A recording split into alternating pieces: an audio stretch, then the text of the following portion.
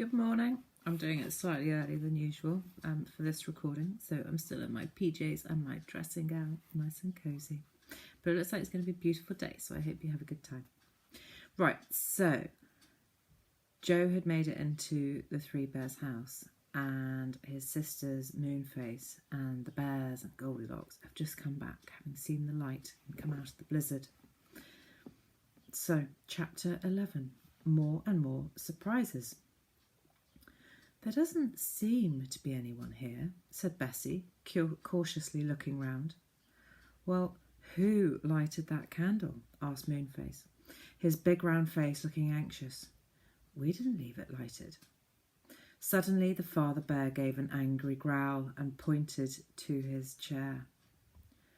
Who's been sitting in my chair? He said. And who's been sitting in my chair? Said the mother bear, pointing to hers. And who's been sitting in my chair and broken it all to bits? Squeaked the baby bear in tears. Bessie giggled. This sounds like the story of the three bears coming true, she said to Fanny. They'll talk about porridge next. They did.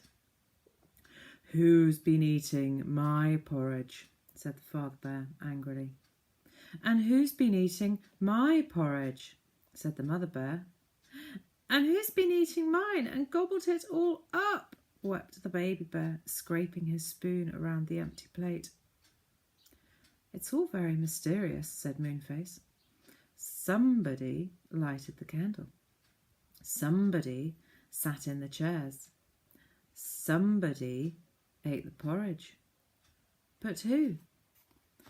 Not me this time, said Goldilocks. I was with you all the time we were snowballing, wasn't I, bears?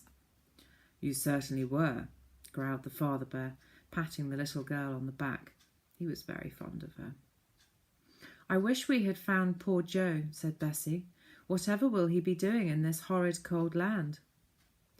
Do you suppose we ought to go out and look for him again? Said Fanny, shivering as she thought of the ice-cold wind outside. No, said Moonface decidedly. No one is going out of this cottage again till we're safely in the wood at home. I'm afraid we can't possibly rescue Joe now. What's that noise? Said Goldilocks suddenly. Everybody listened. Someone was snoring softly in the next room. We never thought of looking there, said Moonface. Who can it be?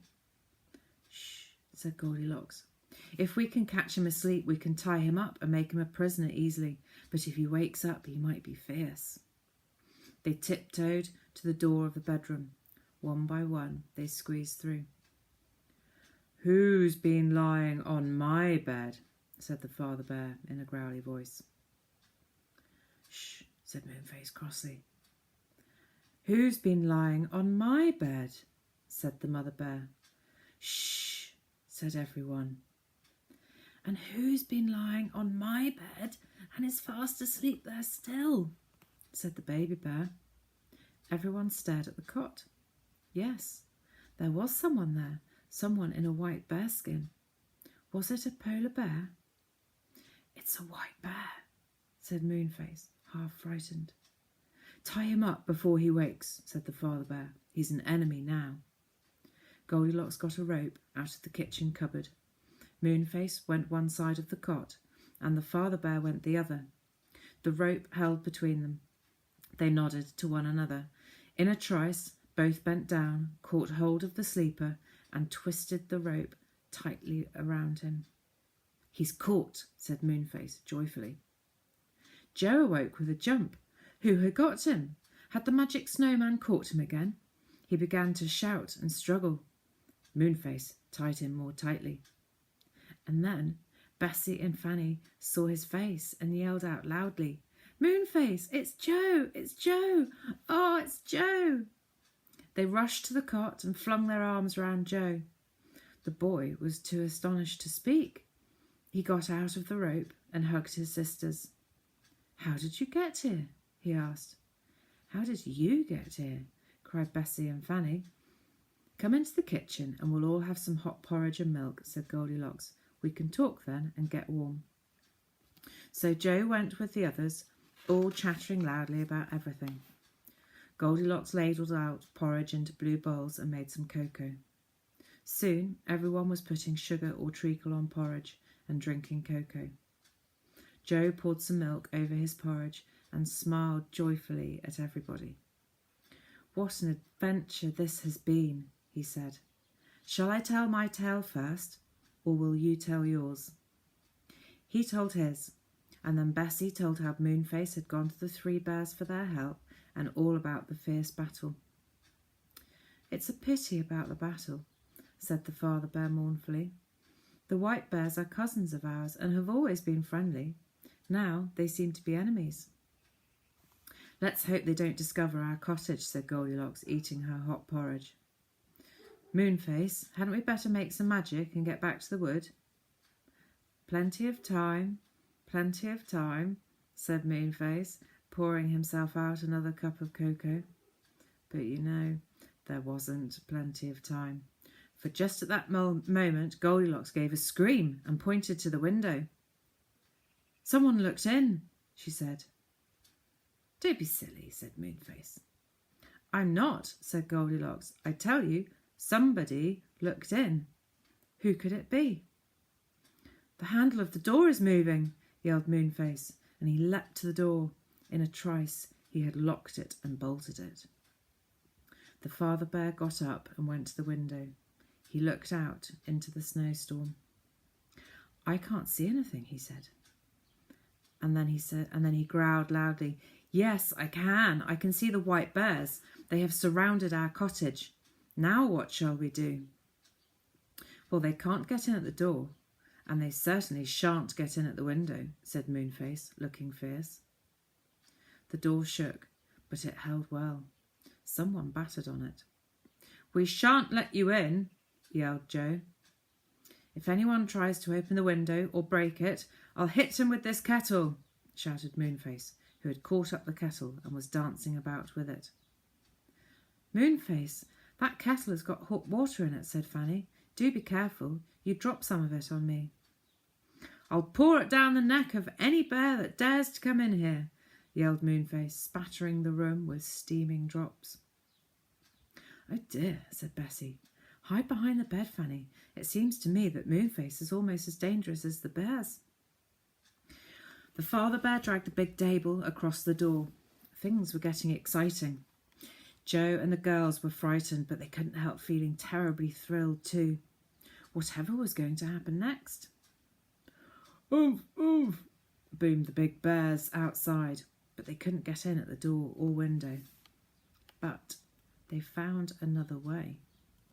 The chimney was wide and big, for the fireplace was one of the old-fashioned kind and needed a wide chimney. One of the bears climbed up onto the roof, followed by three more. The first one slipped into the big chimney. Down he went. Whoosh! Down went another, and the third, and the fourth. They landed with a crash onto the big hearth and hurriedly jumped away from the flames of the fire. "Surrender!" they cried to the startled children and bears. "Surrender! The magic snowman is outside. Let him in." Chapter 12. What happened to the snowman? Everyone stared at the big white bears in horror. No one had thought of the chimney. What a pity they hadn't stopped it up. "I'm going to let the magic snowman in," said the first white bear. Then the father bear spoke up in a very sorrowful voice. "Cousin, why are we enemies? We have always been good friends up till now." The four white bears looked at him and at the mother bear and baby bear in sudden amazement. They rushed at them with loud oomphy noises. Joe thought they were going to fight the three bears, and he took up a jug from the table to help his friends. But no, the white bears were not going to fight. They were hugging the three bears as tightly as they could, and to the children's amazement, tears were pouring down their furry faces. "We didn't know it was you," said the white bears. "Why, cousins, we would never have fought you if only we had known you were the three bears we love so much." There, said the mother bear, wiping the tears of a white bear off her fur. "It's all right.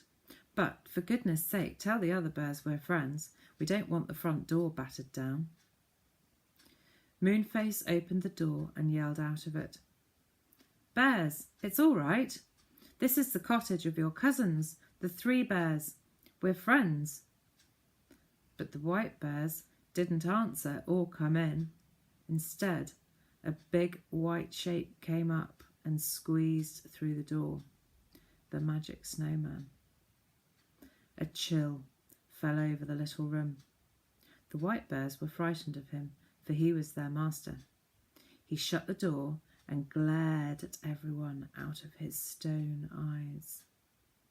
"So, even my own bears have gone over to the enemy," he said. "Ha ha! What will you say if I turn you into ice and snow, everyone?" Nobody said anything, but to Bessie's surprise, Moonface shut the door and then went to the fire. He piled on 3 great logs and winked at Bessie. The snowman took up a white bear by the scruff of the neck and shook him. "So, you found your voices, did you?" he said. "Didn't I tell you that you were only to say oomph and not speak a word to anyone? I won't have bears that talk." He picked up another white bear and shook him. "So, you are friends with my enemies, are you?" he said. The room became very hot. Joe took off his coat. So did the others. Moonface slyly put on another log. The fire crackled and shot great flames up the chimney. Fanny wished she could take off everything. She was so hot. "Whatever does Moonface think he is doing, making the room so hot?" she thought crossly. But just as she was about to tell him to put the guard round the fire, he winked at her, and she said nothing. Moonface had some queer plan that he was carrying out. The snowman went on, grumbling and threatening. Everyone listened and said nothing. Moonface poked the fire, and it blazed up higher. "Now this is what I'm going to do," said the magic snowman. "I'm going to take this nice little cottage for my own, and I shall live here. All of you others can live in the snow house and freeze for all I care. You will all wait on me and do whatever I say." "Yes," said everybody. They all knew now what Moonface's plan was. He meant to make the room so hot that the magic snowman would melt. Clever old Moonface. A little trickle of water began to run from the snowman's broad white back, which was near the fire. Moonface pointed to it secretly and grinned. Fanny thought Moonface's beaming face looked so funny that she began to giggle. She really couldn't help it. Goldilocks giggled too, and stuffed her handkerchief into her small mouth. The baby bear gave a high squeak of a giggle, and then wept bitterly because the snowman cuffed him. "How dare you laugh?" shouted the snowman angrily. "Outside, all of you, outside. This is my cottage now, and not one of you shall stay here." They all crowded outside except Moonface, who crouched behind a big chair, determined not to leave in case it burnt low. Outside it was bitterly cold. The white bears quickly dug up the snow and made a high wall to shelter the others from the wind. They crouched there, cuddling close to each other for warmth. The big white bears wrapped their furry arms around the children and warmed them beautifully. Joe thought they were very kind indeed. They waited and they waited. They could see smoke pouring from the chimney of the cottage, and they knew that Moonface must be keeping up the fire. The bears oomphed every now and again, and the children whispered to one another. Then, suddenly, the door of the cottage was flung open, and Moonface stood there, his big face beaming like a full moon. "You can come back now," he shouted. "It's quite safe." They all crowded back to the cottage. Joe looked for the snowman, but he was gone. There was nothing to show that he had been there, except a very large puddle of water. "He melted very quickly," said Moonface. "He must have been very magic and very powerful, but he was just made of snow after all. So he melted like a real snowman on a sunny morning." The polar bears oomphed with delight. They had hated being servants to the snowman. "We'll say goodbye to you now," they said to the 3 bears. "This cottage is cosy, but it's too hot for us. Come and see us again whenever you like. Goodbye." Everyone hugged them goodbye, and Joe felt quite sad to see them go. Moonface shut the door after them. "Now we'll get back home," he said. "I'm a bit tired of this land. Come on, bears, help me to get to the cottage back safely." He didn't do the same magic as before. He drew a circle on the floor in blue chalk, and the 3 bears stood inside, holding paws. Moonface danced around them, singing strings of queer magic words. A wind rose up, and the cottage rocked. Darkness came down, and for a moment no one could see anything at all. Then, gradually, the darkness went, and the wind blew no more. The sun shone warmly in at the window. Bessie gave a shout. "I say, we're back in the little woody corner where we first saw the cottage, and it's daytime now, not nighttime." "Well, we've been having this adventure all night long," said Moonface with a laugh. "It's sunrise now, the night has gone.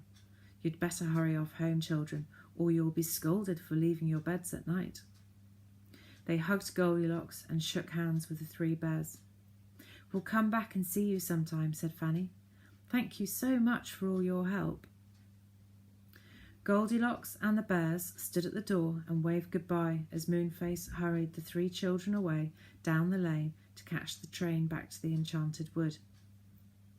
It wasn't long before they had got to the station, waited for a train, slid off the roof, and settled down into a carriage. When they got to the Enchanted Wood, they said goodbye to Moonface, and Fanny gave him a kiss for being such a help. He was so pleased that he went red all over his enormous face, and Bessie laughed. "You look like the setting sun now," she said. "You really ought to be called Sunface." "Goodbye, and see you soon, I hope," called Moonface. Off went the children home and got into bed just about an hour before their mother called them to get up. My goodness, they were sleepy all of that day. That's it for today. I hope you enjoyed this one, and I will see you again tomorrow. All right, bye-bye.